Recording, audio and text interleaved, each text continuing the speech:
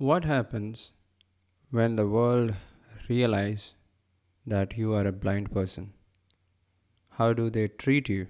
That's coming up in this episode of Money is Blind podcast.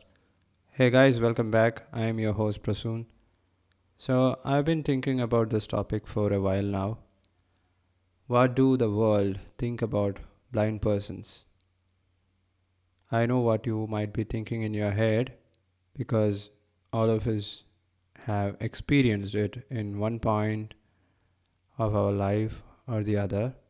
Sometimes it could be in your home, and most persons get a slap on their face when they try to get a job, when they try to attend a job interview. So it doesn't work that way. I don't believe in becoming an employee and getting a paycheck every month, then the next month, and then the next, and living based on that single paycheck. I don't believe in that. That is why I created multiple businesses. I want to be the employer, even if it is a small company, even if it is a small business. I want to be an entrepreneur. And that's exactly what I did, and that's exactly what I teach in this podcast. So, according to a study, in most countries, if there are like 100 blind persons in a country, in a population, less than 10% of that population, less than 10 out of 100 blind persons in that community will have a full time job. Think about it. This is the figure in most countries. Now, when it comes to developed countries like the United States, this number can go up to 18-20% and not more than that. Just think about it for a second. So, what are the other blind persons doing? They are sitting in their home, wasting their life, wasting their time, thinking that they are capable of doing nothing because the world around them thinks so and they silently agree to it. But nobody cares. Politicians don't care about us.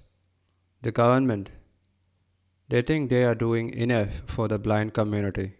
I have a job, I have a full time job, but that is not the main source of income that I have. When I became an entrepreneur, I decided that I wanted to create multiple streams of income, and that's exactly what I did by building multiple businesses. I have even resigned from my full time job. I realized that I was one of the few lucky blind persons to have a job because most persons don't. Most blind persons find it impossible to find a job. But I was lucky enough to have a job which was paying decent salary, and still I didn't want to continue with it. And I submitted a resignation letter. That's exactly what I did. My family didn't want me to do that. My friends didn't want me to do that. But I took that decision. So, what happens when a blind person tries to find a job? It could either go in one of the two ways. You can either disclose that you are blind, that you are visually impaired, and in that case, the employer, the job interviewer, might not even call you for the interview. You can save a lot of time. Or the second option, you can hide it. You can go to the interview, pretend that you are a normal visually sighted person, and then the interviewer figure it out that you have some vision problem, that you are blind or visually impaired, and then you lose the job. They don't never call you back. We blind persons live in a world which is not designed for us. This world is based on vision. It is for visually or for sighted persons. That is why a whole new industry, a whole new sector comes into light when it comes to blindness. And that industry is called accessibility. There are multiple companies which works on accessibility. Think about it. I can Cite a few examples like JAWS, NVDA, non visual desktop access, Nuance. Nuance was recently acquired by Microsoft. There are multiple businesses which runs on accessibility. The latest one you might have heard about this Arkham. The world does not realize that we blind or visually impaired persons are differently abled. We have difficulty in seeing things, but they don't try to understand what our skills are. Of course, you will be able to do a job from 9 to 5, but is that what you really want? Is a living that you really want? Or do you want to make some changes in your life and then in the lives of other persons? Provide them some value. If your answer is yes to the second question, then you should definitely hop on to the entrepreneurial wagon. It is going to be a roller coaster ride, but it's going to be adventurous, fun, challenging, but you will learn a heck lot than what you have ever learned in your school. According to me, blind persons are uniquely gifted with this creative problem solving skill. We need to figure out a way to get things done. It could be simple things, it could be sighted persons can rule out, can dismiss these tasks. No, they don't even consider it as tasks, but to in order to pick out a particular color dress from the wardrobe, you will have to install an app, Be My Eyes, then ask a person if there is no one in your home to help you out. Of course, there is a way, and we do definitely find a way to do the task, but it takes time. And sighted persons doesn't know about us. They think we are capable of nothing. At least that's what most of them think, not all of them.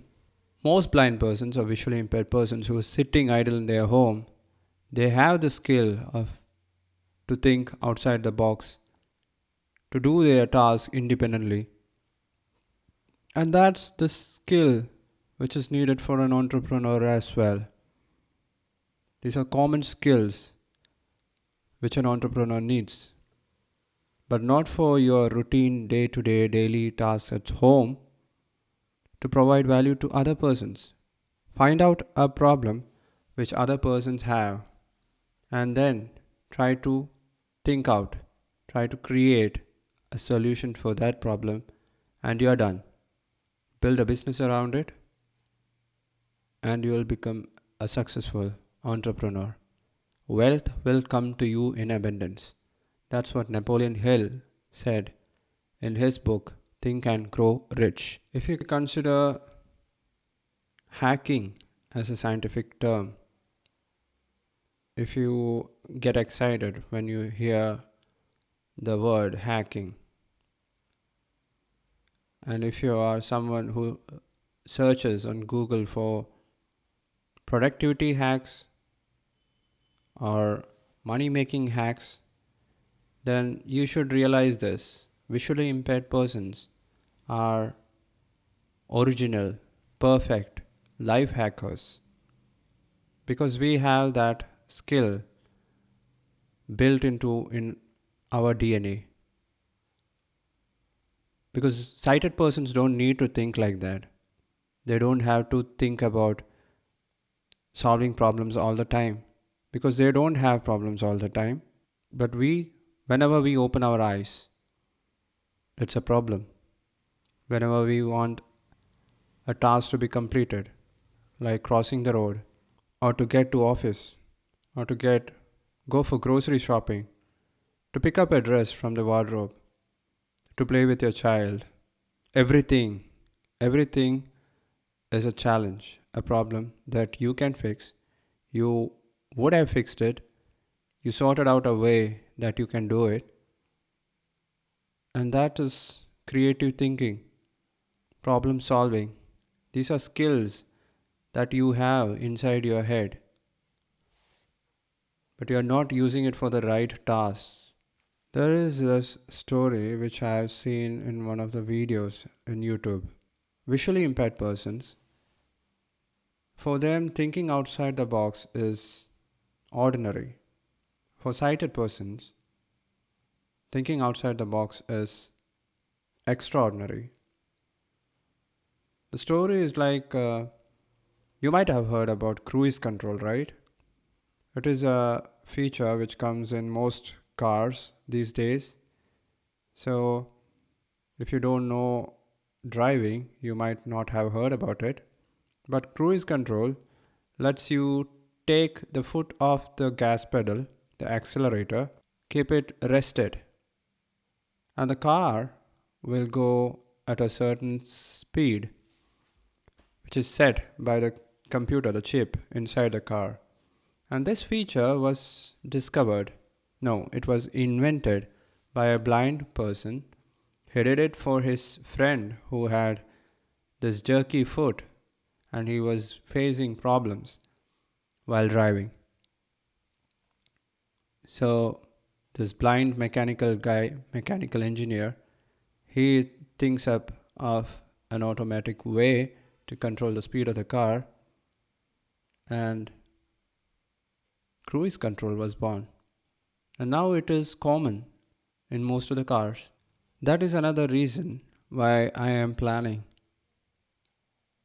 to recruit more blind persons into my companies, into my businesses. Dr. Bhavesh Bhatia has done it. He is the owner and chairman of Sunrise Candles, a candle making factory based in India, and is one of the wealthiest in Mumbai, Maharashtra.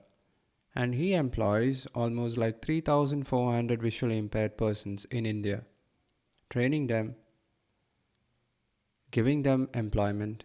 And he's an entrepreneur. He's like a mentor for me. And I talked about him in one of the episodes. You can find that episode by visiting www.moneyisblind.com and just search Dr. Bhavesh, Bhavesh, to find more about him. So, these skills that I have been talking about, creative problem solving and thinking outside the box, these are the skills which are required for every startup, every business. And yet, most blind persons who have the skill as one of their inherent skills, they get denied when they appear for a job interview. And that's exactly why I am trying to motivate you to become employers instead of employees. If you don't get a job, heck with it, go heck with it. Just leave it aside. Jump over that hurdle. Create your own business and hire other blind persons who can run the business for you. If you have the right mindset, you can do it. I know you can do it. Why do people behave like that when it comes to blind persons? Maybe they are not comfortable with blind persons, or maybe they are not comfortable with blindness as such. I was not comfortable with saying the blind word, but now I do it every day because the name of the podcast, the name of the website is Money is Blind. That was intentional from my side, yes. I wanted to make myself comfortable with with the word blind. And I want you guys to say it aloud. Because being blind is not your fault, it's not your mistake. And if sighted persons are listening to this episode, you should realize that you should also be comfortable with blindness and blind persons also.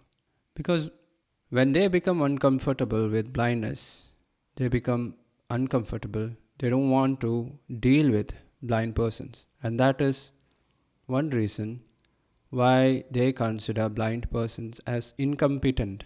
And another reason why I wanted to create multiple successful businesses is to prove them wrong. I wanted to show them I can do things, I can achieve what sighted persons can't achieve. Because I have a mind, I have a body, I have a brain and other organs which are functioning, which I can use. I have inherent skills that I can use to achieve the success that I desire. So, these are the things that I wanted to share in this episode. Don't consider yourself as broken. Don't consider yourself as incapable of achieving success.